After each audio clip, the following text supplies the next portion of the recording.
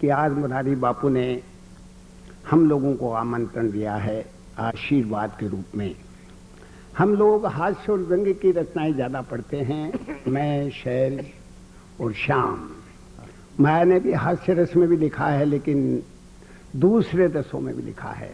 आज मैं चाहूँगा कि आप हृदय खोलकर, दिल खोलकर वाहवाही करें, अच्छा जहाँ लगे वहाँ जरूर आशीर्वाद दें। आप सबसे कह रहा हूँ कि मुस्कुराती जिंदगानी चाहिए, काव्य में ऐसी रवानी चाहिए। मुस्कुराती जिंदगानी चाहिए, काव्य में ऐसी रवानी चाहिए। सारी दुनिया अपनी हो जाती है, बस एक गुरु की मेहरबानी चाहिए। गुरुवर का आशीर्वाद हो, उनकी कृपा हो, उनका वरद हस्त हो तो सारी दुनिया अपनी हो जाती है। दोस्तों, जहां आपको अच्छा लगे मैं फिर आपको याद दिलाता हूं, संत मुरारी बापू की कथाओं को जिन्होंने भी श्रवण किया है वो ज्यादा नहीं कह पाते हैं, वो श्रवण करते हैं, सुनते हैं, एक एक शब्द हृदयंगम कर लेते हैं। जब वीनू भाई मेहता ने हम सब से कहा और मैंने कहा कि जरूर हम चलेंगे, सब लालायित थे उनके दर्शन के लिए, उनके आसपास बैठने के लिए। बंबई के एक समारोह में मुरारी बापू को जब मैंने पहली बार सुना था दोस्तों, तो दो पंक्तियां मेरे हृदय से निकली थी। वो मैं सुना नहीं पाया था उन्हें, लेकिन आप सुन लीजिए केवल दो पंक्तियां मुरारी बापू के लिए कि जो देखना हो मुरारी बापू की उड़ान को, तो जाओ और ऊंचा करो आसमान को, जाओ और ऊंचा करो आसमान को। आसमान को भी आपको ऊंचा करना पड़ेगा अगर इनकी उड़ान देखनी है, इनकी ताकत देखनी है, इनका हौसला देखना है। तो दोस्तों, हम हंसाएंगे भी आपको, कई रसों में ले जाएंगे। मुझे याद है मैं श्याम ज्वालामुखी को प्रस्तुत कर रहा हूं। सबसे पहले श्याम ज्वालामुखी के पिता इसके लिए लड़की देखने लड़की वालों के घर गए, तो लड़की से पूछा कि तुम्हें धार्मिक ग्रंथों में क्या क्या पढ़ना आता है। लड़की ने कहा रामायण तो मैं यहां पढ़ के सुना देती हूं और महाभारत आपके घर में आके करवाऊंगी। क्या बात। मैं बीच बीच में आपसे कह दूं, आज हम हास्य व्यंग्य ज्यादा सुनाना चाहते हैं। शैल जी भी हैं, वीनू भाई ने भी हमसे रास्ते में भी कह दिया, यहाँ भी कह दिया, बापू का भी आशीर्वाद है ही। तो जहाँ आपको अच्छा लगे जरूर आप निश्चय रूप से ये सोचिए कि हम क्यों कह रहे हैं, क्या कह रहे हैं, किस लिए कह रहे हैं। एक भक्त की याद आ गई। बापू मुझे भगवान कृष्ण के मंदिर में गया। कृष्ण के मंदिर में जाकर के जब वो बाहर निकला तो देखा जूते गायब। फिर भगवान के मंदिर में गया, बोले हे भगवान, मैं तुम्हारे दर्शन करने आया था, मेरे जूते कोई ले गया। तो भगवान ने उसे अपने पांव दिखाए, बोले जो तेरे ले गया वो मेरे भी ले गया। क्या बात। हम केवल बात ढूंढते हैं, शब्द ढूंढते हैं और कोशिश करते हैं कि उन शब्दों को आप तक कैसे पहुंचाएं। आइए, मैं श्याम ज्वालामुखी को बुलाना चाहता हूं। श्याम ज्वालामुखी डॉक्टर हैं, ये समझ लीजिए। इन्होंने एक मरीज को बापू 2 गोली दी। बोलो एक तो गोली रात को सोते समय खा लेना और सुबह उठ जाओ तो दूसरी खा लेना।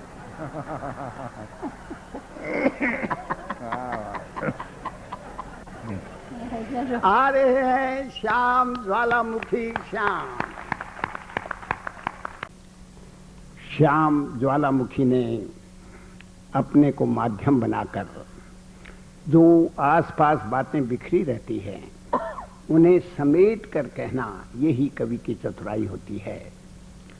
एक बात आपको मैं कह दूं, क्षमा मांगते हुए, कि हम लोग हास्य व्यंग्य में बड़ी ऊंची बात कभी कभी कह जाते हैं, क्षमा भी मांग लेते हैं। आदरणीय गुरुजी सामने बैठे हैं, परम संत हैं, लेकिन एक सच्ची घटना ऐसी बता देनी चाहिए जो वास्तव में घटी है। मैंने शाम को बंबई में कहा कि शाम तुम बंबई में जब भी किसी कार्यक्रम में आओ तो अपनी पत्नी को भी साथ ले आया करो, अकेले क्यों आते हो। तो शाम ने कहा कि बाबूजी मेरी पत्नी गांव की है, मेरी पत्नी पढ़ी लिखी नहीं है, मेरी पत्नी गांव की है। मैंने कहा क्या कहा? आपकी पत्नी गांव की है? मैं तो समझा आपकी पत्नी आपकी है। बातें केवल बातें होती हैं। एक दिन इसका फोन आया कि आपसे मिलना है। मैंने कहा आ जाओ भैया। दोपहर में आ गया। और उन दिनों टेलीविजन में, आकाशवाणी में बहुत से प्रोग्राम हमारे साथ साथ हो गए थे।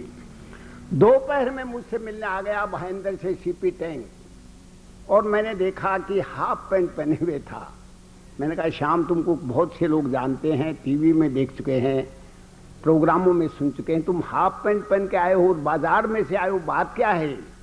तो इसने जवाब दिया, मनहर जी आज सैटरडे है, हाफ डे है। जवाब तो अच्छा था। बोले आज सैटरडे है, हाफ डे है। मैंने कहा शाम कल संडे है, घर पे ही रहना। एक विशेष बात आपको कह रहा हूं, विशेष बात और सच्ची बात। सन्नी देओल को आप जानते हैं, धर्मेंद्र के पुत्र, उनके छोटे भाई बॉबी देओल की शादी थी पिछले दिनों। ताजमहल होटल में समारोह था शादी का। कार्ड भेजे गए थे। कार्ड में नीचे लिखा हुआ था सुरक्षा व्यवस्था के लिए कार्ड लाना आवश्यक है। तो मैं भी उसमें आमंत्रित था। मैं कार्ड लेके गया। सुरक्षा अधिकारी ने मुझे आगे जाने दिया, उसमें से पास कर दिया। मेरे पीछे प्राण थे, एक्टर प्राण को भी उन्होंने कार्ड देखा और आगे पास कर दिया। पीछे अमिताभ बच्चन थे। अमिताभ बच्चन जाने लगे तो सुरक्षा अधिकारी ने उन्हें रोक दिया। बोले आप नहीं जा सकते। तो हम दोनों, मैं और प्राण, बड़े अचंभे में आए। अरे मैंने कहा अमिताभ बच्चन को आप रोक रहे हो, जानते नहीं क्या बात है, कार्ड भी है, क्यों रोक रहे हो? तो सुरक्षा अधिकारी ने बापूजी एक बात कही बड़े ध्यान से, वो हृदय में घर कर गई। बोले मनहर जी आप भारतीय संस्कृति से वाकिफ हैं? मैंने कहा हाँ। भारतीय धर्म से भी? मैंने कहा हाँ। तुलसीकृत रामायण से भी? मैंने कहा हाँ। तो बोलो तुलसीकृत रामायण में साफ लिखा है कि प्राण जाए पर वचन न जाए।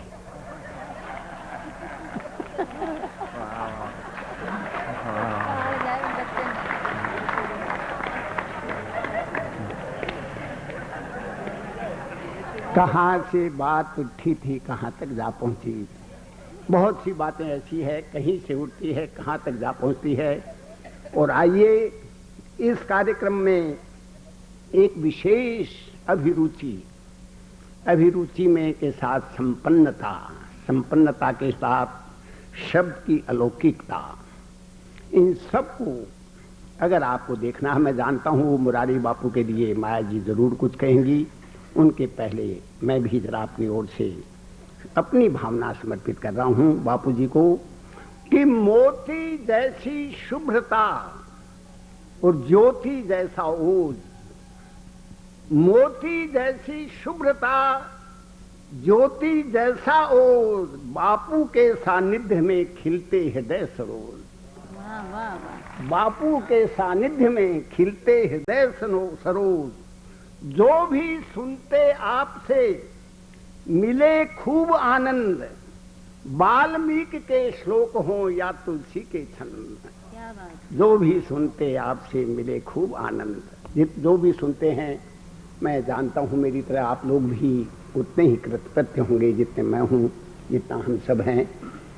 माया जी ने विशेष रूप से वैसे श्रृंगार के गीत लिखे हैं, फिल्मों के भी गीत लिखे हैं। फिल्मों में हर तरह के गीत होते हैं, आप जानते हैं, उनका वर्णन नहीं किया जाता लेकिन सुना जाता है। लेकिन माया में एक विशेषता यह है कि इनकी दो किताबें, दोनों साहित्यिक किताबें हैं। उसमें छंद हैं राधा के, कृष्ण के, और बहुत ही सुंदर किताबें हैं। कैसेट्स भी इनके निकल चुके हैं। और हर आने वाली 3 फिल्मों के बाद एक फिल्म में इनका गीत आपको जरूर मिलेगा। इतनी आपाधापी के युग में भी आज भी वो बरकरार हैं, साहित्य सेविका हैं और साहित्य इतना अच्छा लिखते हैं कि मैं आपसे क्या बताऊं। समर्पित है आपके सामने माया गोविंद के भाव। आप जोर से माया गोविंद के सम्मान में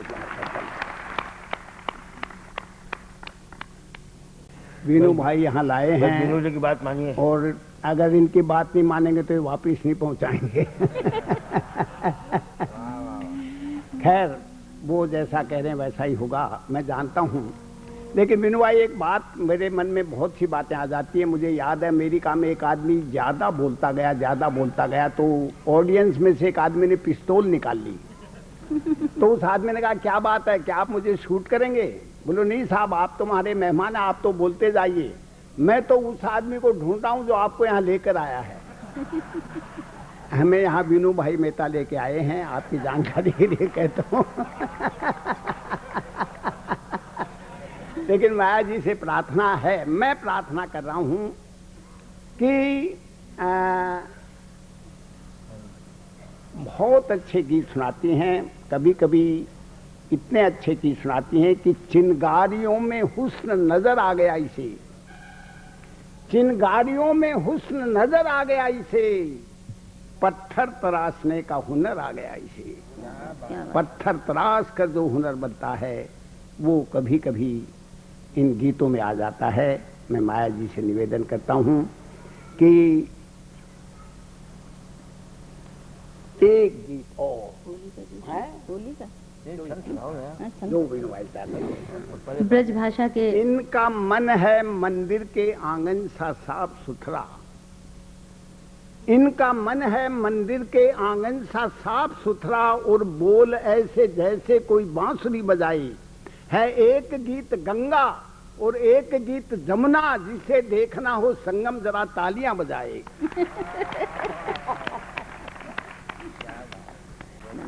माया जी के इन्हीं शब्दों के साथ दोस्तों बहुत सी बातें मैं संचालन कर रहा हूं। मैं जानता हूं, सुनता हूं, अच्छा लगता है, फिर कभी याद आता है तो उसे सुनाता हूं तो और अच्छा लगता है। माया जी को एक मुक्तक समर्पित कर रहा हूं कि रूप जब सरोवर में नहाता है, चांद पानी में उतर आता है। रूप जब सरोवर में नहाता है, चांद पानी में उतर आता है, खुद तो चला जाता है शीतल होकर, अरे आग पानी में लगा जाता है। खुद तो चला जाता है शीतल होकर, आग पानी में लगा जाता है। मुझे याद है एक कवि सम्मेलन में एक शायर आ गए थे, शायर को मैंने कहा भाई आप कुछ पढ़िए, तो उन्होंने एक बहुत अच्छी गजल पढ़ी ताजमहल पर। ताजमहल पर गजल पढ़ते वक्त अंतिम जो दो पंक्तियां थी, अंतिम उनकी ये थी कि शाहजहां डूब गया हुस्न की गहराई में और ताजमहल बन गया एक ही अंगड़ाई में। शाहजहां डूब गया हुस्न की गहराई में, ताजमहल बन गया एक ही अंगड़ाई में। वहीं शैल जी बैठे थे, शैल जी ने मुझे कहा भाई साहब इसी सब्जेक्ट पे मैं भी दो पंक्तियां सुना दूं। मैंने कहा जरूर सुना दो। शैल जी ने वहीं दो पंक्तियां सुनाई कि उड़ना तो चाहता हूं परवाज नहीं मिलती, उड़ना तो चाहता हूं परवाज नहीं मिलती, मैं ताज तो बनवा दूं मुमताज नहीं मिलती। वो सीन जब मुझे याद आ जाता है तो बहुत अच्छा लगता है दोस्तों। कभी कभी उसमें कुछ शेर सुने थे, मेरी इच्छा थी कि मुरारी बापू के सामने कभी कोई कार्यक्रम होगा तो मैं जरूर कहूंगा। कुछ शेर थे, उससे अच्छे कार्यक्रम थे कि जिंदगी से बड़ी कोई सजा ही नहीं और जुर्म क्या है ये पता ही नहीं। क्या बात, जिंदगी से बड़ी कोई सजा ही नहीं और जुर्म क्या है ये पता ही नहीं। इतने हिस्सों में बट गए हैं हम कि अपने हिस्से में कुछ बचा ही नहीं। क्या बात, इतने हिस्से में बट गए हैं हम, नूर साहब का है कि अपने हिस्से में कुछ बचा ही नहीं। सच को घटा दो या बढ़ा दो तो सच सच नहीं रहता और झूठ की कोई इंतहाई नहीं, झूठ की कोई इंतहाई नहीं। चाहे सोने के फ्रेम में जड़ दो, आईना झूठ बोलता ही नहीं। कभी कभी ऐसे शेर सुनने को आ जाते हैं, अच्छा लगता है। एक बहुत बढ़िया बात आपसे कहना चाहता हूं, बड़े ध्यान से आप सुन लीजिए। मैंने कभी सुना था कहीं कि रूप के बढ़ाने को लाख फूल कम हैं, रूप के बढ़ाने को लाख फूल कम हैं, मगर 4 फूल काफी हैं अर्थियां सजाने को।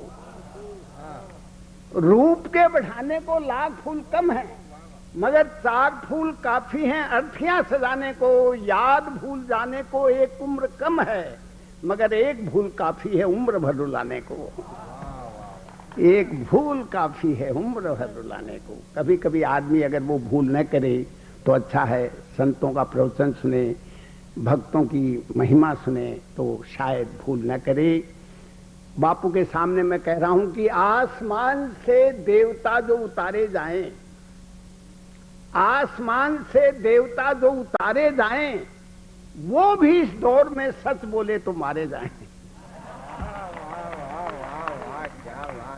वो भी इस दौर में सच बोले तो मारे जाएं। आज का वातावरण, आज का माहौल, आज की स्थिति, आज का रंग ऐसा हो गया है कि कोई सच बोलने की हिम्मत नहीं करता।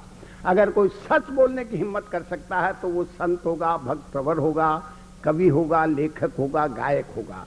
मैं आपके सामने इसके पहले की श्रेष्ठ देश के हास्य व्यंग के कवि भाई शैल, जिसने अनेक टीवी सीरियल्स में काम कर रहे हैं, आज भी कई फिल्मों में भी काम किया, वो आपको सुनाएंगे। उसके पहले अपनी एक बात कहना चाहता हूं मुरारी बापू के सामने। बीबीसी रेडियो लंदन से मेरे पास फोन आया कि मन्नत जी आप हास्य रस के कवि हैं, हमें बीबीसी रेडियो लंदन से ब्रॉडकास्ट करना, केवल 2 पंक्तियां सुना दीजिए। मैंने कहा केवल 2 पंक्तियां? बोले हाँ साहब, देश की स्थिति पर केवल 2 पंक्तियां। तो मैंने जरा उनकी परीक्षा लेने के लिए, देखिए कभी कभी आदमी सोचता ना कि ये इतनी बड़ी बात कैसे ब्रॉडकास्ट करेंगे, तो मैंने कहा जो गुनाहों में सने हैं उनकी क्यों चर्चा करें, जो गुनाहों में सने हैं उनकी क्यों चर्चा करें, जो गुनाहों से बचे हैं उनको हम सिजदा करें, जो गुनाहों से बच गए उनको प्रणाम करें, सिजदा करें। उन्होंने कहा नहीं साहब मन्नत जी, हमें तो डायरेक्ट चाहिए, आप ये इनडायरेक्ट कह रहे हैं, डायरेक्ट कोई भी 2 पंक्तियां बोलिए। मैंने कहा अच्छा डायरेक्ट 2 पंक्तियां बोल रहा हूं कि मेरे देश के नेता, मेरे देश के नेता किन हालात में हैं, सुन लो मेरे देश के नेता किन हालात में हैं, कुछ हवा में, कुछ हवाले में, कुछ हवालात में हैं। कुछ हवा में, कुछ हवाले में, कुछ हवालात में है। देश के हर अखबार ने ये पंक्तियां छापी, मुझे बहुत से पत्र मिले, आशीर्वाद भी मिला। अब इन पंक्तियों के साथ मैं जोड़ रहा हूं कविवर शैल की उस ऊर्जा शक्ति को, उस मेहनत को, उस दिमाग की उपज को, जिस दिमाग की उपज ने देश को हंसाया है, देश को आगे बढ़ाया है। कहीं कहीं ऐसी पंक्तियां भी ये कष्ट देता है जिससे आदमी रो भी देता है, लेकिन फिर भी इसके पास जो ऊर्जा है, शक्ति है, ताकत है, हौसला है, वो इसका अपना है। जोर से आप शैल चतुर्वेदी के सम्मान में एक बार। मैं तो आपके बारे में वो बताना भी भूल गया। गुरुजी एक बार एक कवि सम्मेलन में स्वीकृति दे के बहुत देर से आए, तो मैंने कहा शैल जी देर कैसे कर दी? बोले यार एक जन्नत फिल्म चल रही है, उसमें मैं काम कर रहा हूँ जन्नत में, उससे देर हो गई। तो मैंने शैल जी से कहा कि जीते जी ठंडे हुए तेरे गम में, जीते जी ठंडे हुए तेरे गम में, तेरी जन्नत गई जहन्नुम में।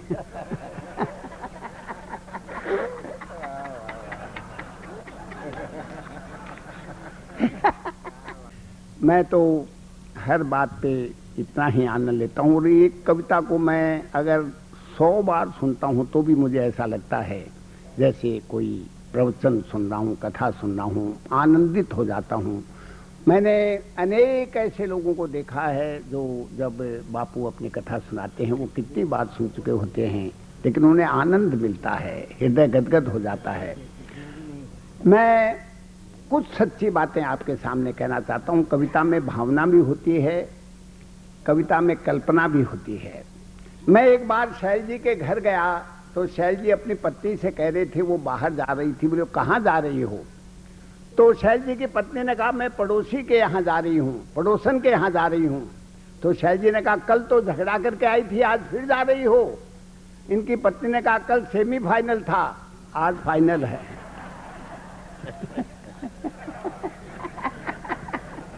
एक और सच्ची घटना बापू, एक बार शैल जी के बच्चे ने इनसे पूछा कि पापा जब भी मैं घर से बाहर जाना चाहता हूं तो मम्मी मना कर देती है।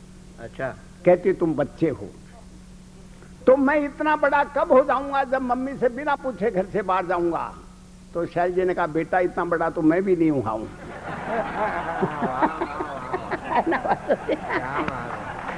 चलिए एक घटना आपको क्षमा मांगते हुए, मैं जानता हूं यहाँ अधिकांश ऐसे लोग हैं जिन्हें हर बात पे आनंद आता है और हर बात पे आनंद ही लेना चाहिए। हम कोशिश करते हैं कि वो बात कहें जिससे आनंद की सृष्टि हो। एक मिनिस्टर के लड़के का रिजल्ट आया तो मिनिस्टर ने दोस्तों को बुलाया, मिठाई खिलाई। एक मित्र ने कहा यार तुम्हारा लड़का तो फेल हो गया, फेल होने पे भी मिठाई खिला रहे हो। तो मिनिस्टर ने कहा फेल पास से क्या मतलब है, इसकी क्लास में 50 लड़के हैं, 50 में से 30 फेल हो गए, बहुमत तो इसके साथ है। कितनी बड़ी बात है कि बहुमत तो इसके साथ है। एक बात और मैं क्षमा मांगते हुए कहता हूं, एक पंडित जी गांव में जाकर के पूजा पाठ कराते थे, गांव गांव जाते थे, पैदल ही चले जाते थे। पंडित जी कहीं एक दिन जंगल से गुजर रहे थे, घनघोर जंगल था, एक शेर आ गया सामने। शेर ने कहा पंडित जी आज तो खाऊंगा, बड़ा अच्छा भोजन मिल गया है। पंडित जी ने कहा भैया मैं झूठ नहीं बोलता, मैं निश्चित रूप से आऊंगा, जरा एक शादी में करावा हूं, उसके बाद खूब भरपेट से खाना खा के जब आऊंगा तो और मोटा हो जाऊंगा, फिर खा लेना। तो शेर ने कहा पक्की बात है? बोले पक्की बात है। तो शाम को पंडित जी आए तो शेर ने कहा आप मैं आपको खाऊंगा। बोले खा तो लो लेकिन मेरा काम करवा लो मुझसे। बोले आप क्या काम करते हो? बोले मैं शादी करवाता हूँ। अब शेर बोला नहीं नहीं नहीं नहीं, शादी मैं नहीं कराऊंगा, क्योंकि शादी कराने वालों की हालात मैंने देखे हैं, मुझे मालूम है शादी कराने वालों की क्या स्थिति होती है, मैं शादी नहीं कराऊंगा। पंडित ने कहा मेरा तो काम ही शादी कराना है, मैं पहले आपकी शादी कराऊंगा फिर मुझे खा लेना। अब शेर तो उधर भागा, पीछे पंडित भागे। शेर शादी करा लो, शेर कह रहा शादी नहीं कराऊंगा, शादी नहीं कराऊंगा। पंडित जी कह रहे शादी करा लो। सामने से एक चूहा आ रहा था, चूहे ने शेर से पूछा क्या बात है शेर मामा, क्यों भागे जा रहे हो? बोले यार मेरे पीछे एक पंडित पड़ा हुआ है, वो कह रहा तेरी शादी करूंगा। तो चूहे ने कहा बिल्कुल शादी मत करना, शादी के पहले मैं भी शेर था। बहुत बढ़िया, क्या बात है, क्या बात है, क्या बात है, क्या बात है, क्या बात है, क्या बात, बहुत बढ़िया, बहुत बढ़िया। मैं पहली बार सुना। मैंने क्षमा मांग ली, पहले आपसे कह दिया कि बहुत सी बातें हम ऐसी हैं जिसको हम अपने ढंग से टर्न कर देते हैं या ले लेते हैं। एक अंतर्राष्ट्रीय बात, बड़े ध्यान से सुनने की बात, अंतर्राष्ट्रीय बात कह रहा हूं। इराक और अमेरिका में झगड़ा था, सब जानते हैं, लड़ाई छिड़ गई इराक और अमेरिका में। इराक के एक सिपाही ने अपने जनरल से कहा कि साहब मुझे 15 दिन की छुट्टी चाहिए, मेरी शादी होने वाली है। जनरल ने कहा नहीं भाई अब तो अमेरिका से लड़ाई छिड़ गई है, तुम्हें छुट्टी नहीं मिल सकती। उसका चेहरा सुस्त देखा तो जनरल ने कहा बोलो एक शर्त पे छुट्टी मिल सकती है तुम्हें, क्योंकि तो कोई तुम अमेरिकन टैंक पकड़ के ले आओ तो मैं छुट्टी दे दूंगा। तो सिपाही ने कहा ठीक है मैं कोशिश करूंगा, कोशिश करना फर्ज है आदमी का। तो दूसरे दिन वो एक अमेरिकन टैंक पकड़ के ले आया। जनरल से कहा साहब मैं अमेरिका का एक टैंक पकड़ लाया हूं। तो बड़े खुश हुए, बोलो छुट्टी तो तुम्हें दी, लेकिन तुम अपनी वीरता तो बताओ कि तुम किस तरह टैंक पकड़ के लाए, कैसे जीत के लाए। तो उसने कहा साहब कैसे क्या जीत के लाए, एक अमेरिकन सिपाही को भी जरूरत थी छुट्टी की, तो उसके जनरल ने भी कहा था कि कोई इराकी टैंक लाओ, तो मैं अपना टैंक दे आया और उसका ले आया।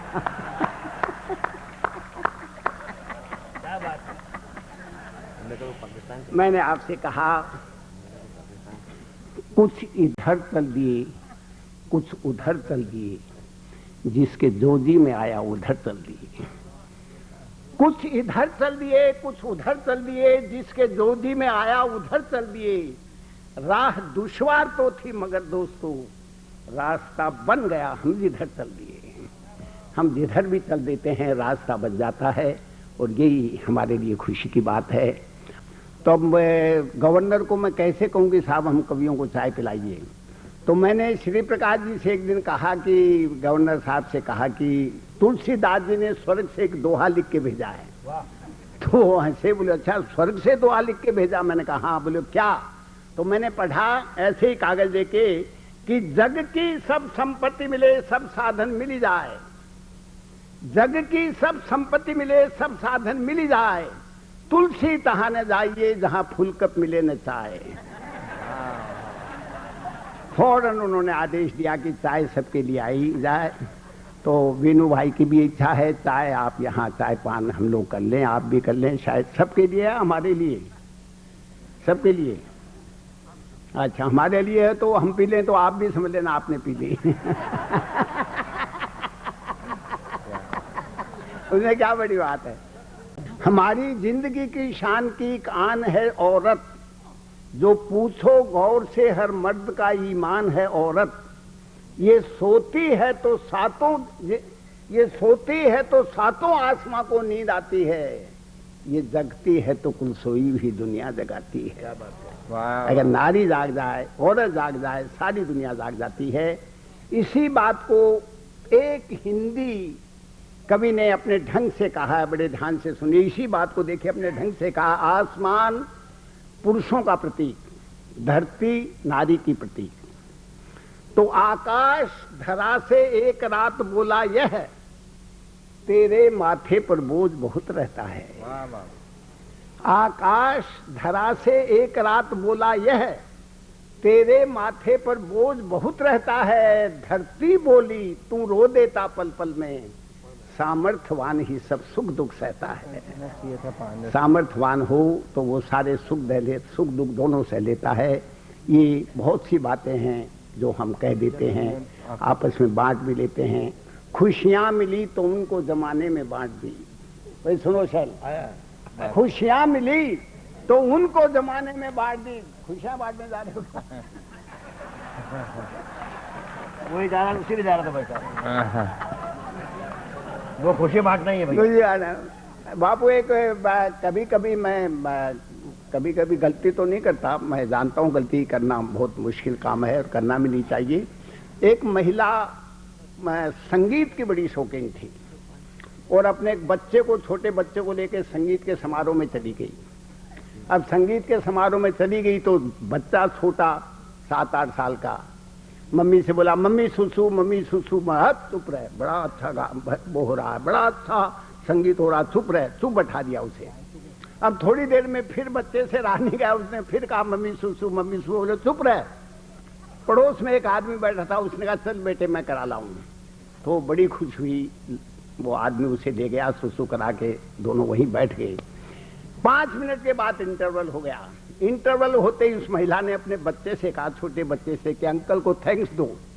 बोलो थैंक्स किस बात का? बोलो तुम्हें सुसु करा के लाए हैं। तो बच्चे ने कहा अंकल भी तो करके आए हैं।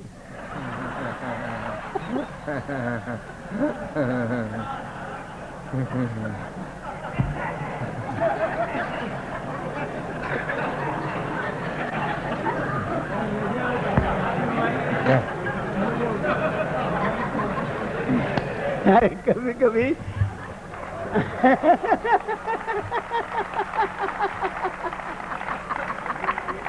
छोटी सी बात का बड़ा तूल बना दिया मनोहर जी ने। तो नैसर्गिक आवश्यकताएं हैं जिनके बिना रुका नहीं जाता। अंकल जी भी गए थे। कभी कभी ऐसा होता है कि इतनी भीड़ होती है कि जिस भीड़ में से उठना मुश्किल होता है, कैसे जाएं कहाँ जाएं। कभी एक बार मनोहर जी पर भी ऐसे कुछ चक्कर आ गया, कैसे जाएं, उठ के क्या जाएं। एक बच्चा रो रहा था, बाजी में उसको उठाया, ले ले ले ले ले ले, और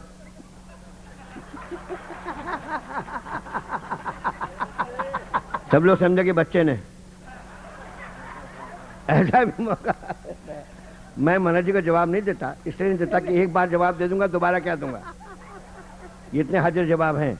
जितना मैंने बोल दिया, मुरारी बापू ने क्षमा किया है बोलने के लिए, इसलिए बोल दिया। नहीं, बहुत अच्छा। मुझे याद है शैल जी ने एक दिन मुझे बहुत छोटी सी बात पूछी। बोले मनोहर तुमसे एक बात करनी है। मैंने कहा बोलो।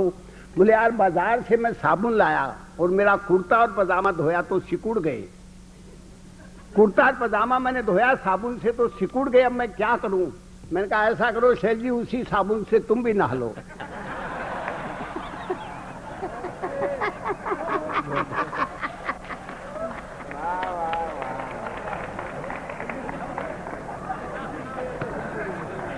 और सिकुड़ने के केवल बोलने के बाद मेरी हालत देख रहे हैं आप। सिकुड़ने के बाद में बैठा हूं आपके साथ। एक बात हो, केवल क्षमा चाहते हुए, मैं बापू कालना जाता हूँ, मुझे डॉक्टर ने कहा कि तुम्हें बाईपास सर्जरी के लिए फौरन जाना पड़ेगा। किसी आदमी ने कह दिया कि कालना में डॉक्टर बालाजी तांबे हैं, आयुर्वेद के आचार्य हैं, अगर उनकी दवाई लो तो शायद आपको बाईपास सर्जरी नहीं करानी पड़ेगी। मैंने कहा कोशिश करेंगे, चलो बाईपास सर्जरी नहीं करें तो आपकी जानकारी के लिए कह दूं कि मैंने बाईपास सर्जरी को भी बाईपास कर दिया। क्या बात है? और इसलिए कर दिया कि मैं वहां गया और वहां की दवाई दी और वहां खूब जोक सुनाए, मैंने खूब आनंद ली दिया। अभी भी कभी कभी जाता हूं वहां तो सब इंग्लिश ही, आधे से ज्यादा इंग्लिश समझते हैं। तो मैंने एक सच्ची घटना कही कि मेरी पत्नी बीमार थी, हॉस्पिटल में एडमिट थी, तो किसी महिला ने मुझसे पूछा अंग्रेजी में कि Manhar ji, how is your wife now? तो मैं समझ गया मतलब ये है कि अब पहले से आपकी पत्नी की तबीयत कैसे है। और मेरी आदत है कि कोई अंग्रेजी में बात करता तो मैं भी अंग्रेजी में बात करना चाहता हूँ, अंग्रेजी में ही जवाब देना चाहता हूँ। जब उसने पूछा कि Manhar ji how is your wife now, तो मैं ये कहना चाहता था पहले से ठीक है, तो मेरे मुंह से निकला something is better than nothing. ये सच्ची घटना है। सच्ची घटना के साथ मैं आपसे कहना चाहता हूँ, विश्वास कीजिए मनोज जी सही कह रहे हैं। जिस पार्टी में जाते हैं हम लोग, साथ में जाते हैं, तो वहां पर हर महिला यही कहती है इनसे कि प्लीज अंग्रेजी मत बोला करो आप। बहुत समस्या हो जाती है। कभी कभी हो जाती है, रोज तो नहीं होती। मुझे एक ने पूछा, महिला ने, मनहर जी कल को क्या कहेंगे? मैंने कहा टुमारो। और उसने कहा परसों को, और परसों की आती नहीं थी मुझे अंग्रेजी। मैंने कहा टुमारो पे एक और मारो।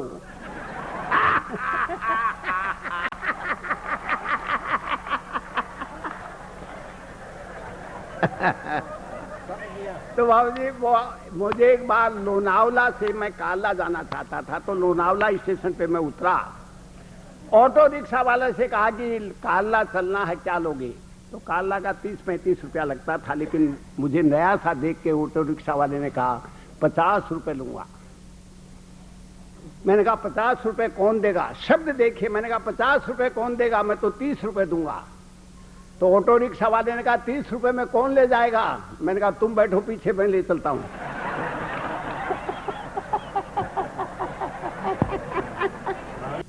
कुछ पर्चियां आ जाती हैं, ये गाड़ी बाहर खड़ी है, इसे जरा हटवाने के लिए कह दीजिए, ये बात है। ये कुछ पर्चियां आ जाती है। तो एक पर्ची आई मेरे पास कि मनहर जी अनाउंसमेंट कर दीजिए।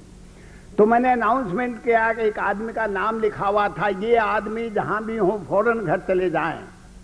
तो एक आदमी खड़े हुए, पीछे से उनकी पत्नी की आवाज आई, बैठ जाओ बैठ जाओ, मैं तो ये देखना चाहती थी यहीं हो या और कहीं गए हो। तो श्याम जी की पत्नी थी। श्याम हमारे बड़े लाडले हैं, बड़े प्यारे हैं, बहुत सी बातें कह देते हैं। दोस्तों आइए थोड़ा सा मैं अलग हटा देता हूं आपको। मैकदे में किसने कितनी पी खुदा जाने मगर, मैकदा शराब खाने को कहते हैं। मैकदे में किसने कितनी पी खुदा जाने मगर, मैकदा तो मेरी बस्ती के कई घर पी गया। क्या बात। मैकदा तो मेरी बस्ती के कई घर पी गया। जब बंबई में लड़ाई चली थी आपस में, आप जानते हैं बहुत बड़ा नुकसान हुआ, सब जानते हैं। तो एक कवि ने बापू 2 पंक्तियां लिखी, वो 2 पंक्तियां आज भी मेरे दिमाग में गूंज रही है कि आदमी टूट जाता है एक घर बनाने में। आदमी टूट जाता है एक घर बनाने में, शर्म उन्हें नहीं आती बस्तियां जलाने में।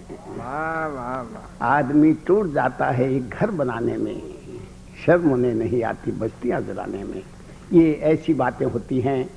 मुरारी बापू के लिए मैं बड़े ध्यान से आप लोग सुन लीजिए कि इनके लिए 2 पंक्तियां अपने ढंग से कह रहा हूं कि जिस महफिल में आप नहीं होते वहां अफसाने बयां होते हैं। जिस महफिल में आप नहीं होते वहां अफसाने बयां होते हैं। बहारें आपको ढूंढती रहती है, न जाने आप कहां होते हैं। बहारें आपको ढूंढती रहती है, न जाने आप कहां होते हैं। दरिया में होते हैं यूं तो कतरे ही कतरे सब। बापू समर्पित आपको दरिया में होते हैं यूं तो कतरे ही कतरे सब, पर कतरा वही है जिसमें कि दरिया दिखाई दे। वाह वाह वाह, क्या बात है। दरिया में होते हैं कतरे ही कतरे सब, कतरा वही है जिसमें कि दरिया दिखाई दे। इतनी बड़ी बात हम लोग कभी कभी सोच लेते हैं, कह देते हैं। मैं एक कविता जरूर सुनाऊंगा, सभी सुना रहे हैं, बापू के सम्मान में लिखी है मैंने, वो बाद में सुनाऊंगा। पहले तो मुझे हंसी खुशी की बातें अपने आप याद आ जाती हैं। मुझे याद है कि किसी बहुत बड़ी कंपनी के मालिक ने एक नया चपरासी रखा। चपरासी को हिदायत दी कि कोई भी मुझसे मिलने आए तो पहले नाम और काम नोट करके लाऊं, मैं जब कहूं अंदर आने दो तो आने देना। चपरासी ने कहा ठीक है। थोड़ी देर में मालिक ने देखा जो भी आता अंदर चला आता है। चपरासी को बुलाया, मैंने तुम्हें किस लिए रखा है? बोलो साहब जो भी आता मेरी सुनता नहीं, कहता साहब मेरे पहचान के हैं, सीधा दरवाजा खोलता अंदर चला जाता है। तो उसने कहा नहीं नहीं, ऐसा तो सभी कहते हैं, सभी कहेंगे, अब कोई भी आए तो तुम रोक देना। उसने कहा ठीक है। चपरासी जम के बैठ गया बाहर। संयोग की बात की उनकी वाइफ मिलने के लिए आ गई। जब वो अंदर जाने लगी तो चपरासी ने रोका कि आप नहीं जा सकती। बोलो तुम्हें मालूम है या कि नहीं कि मैं साहब की वाइफ हूं? तो चपरासी ने कहा ऐसा तो जो आती हैं सभी कहती हैं।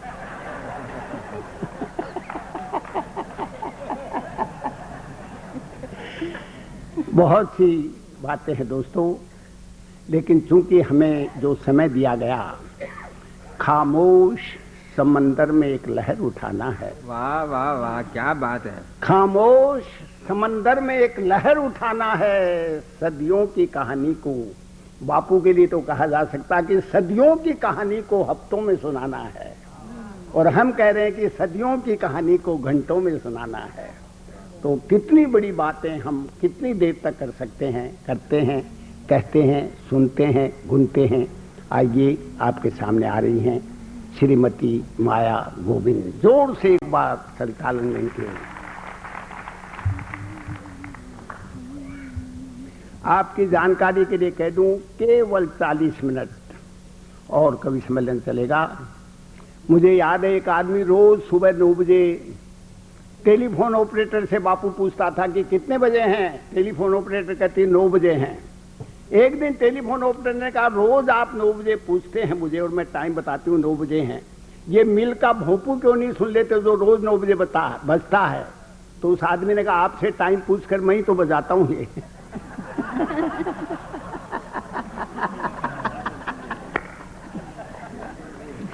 सुना रही हैं माया गोविंद।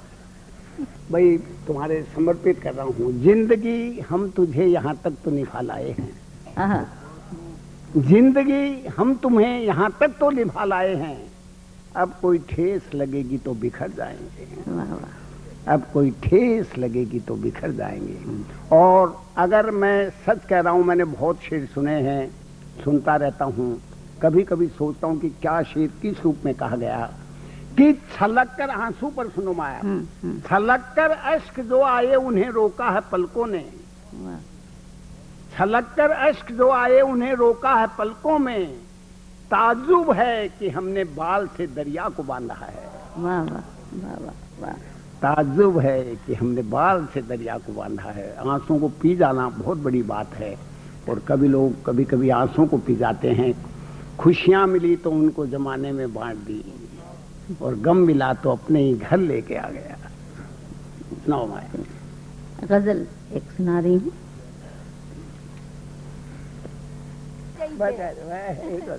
बस मैं यही कह रहा था, कविता की कोई कमी नहीं है, सबके पास इतनी है। मैं चाहता हूँ कि बापू हमें फिर से एक बार, जब वो कहें हम आएंगे, सब वचन देके जाते हैं, और किस भक्ति भावना से, किस इत्मीनान से, किस धीरज से, और सब अपना अपना काम छोड़ के यहाँ आए हैं। मैं जानता हूँ, मुझे विश्वास है बापू का आशीर्वाद हमें मिलेगा।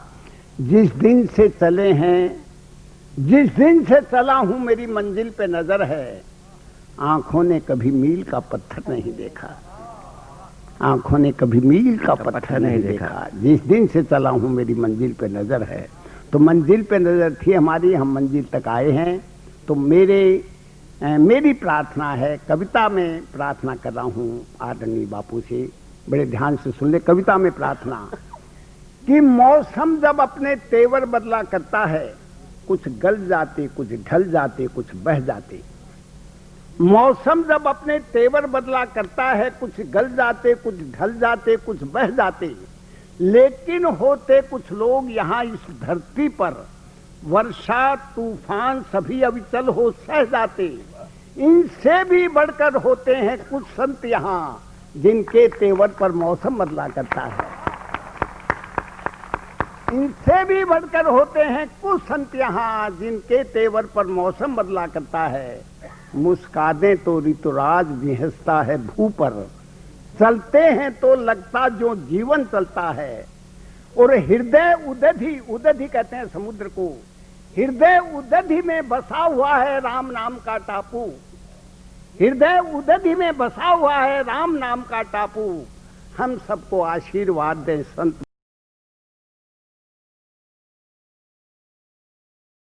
मुरारी बापू। क्या बात है, क्या बात है।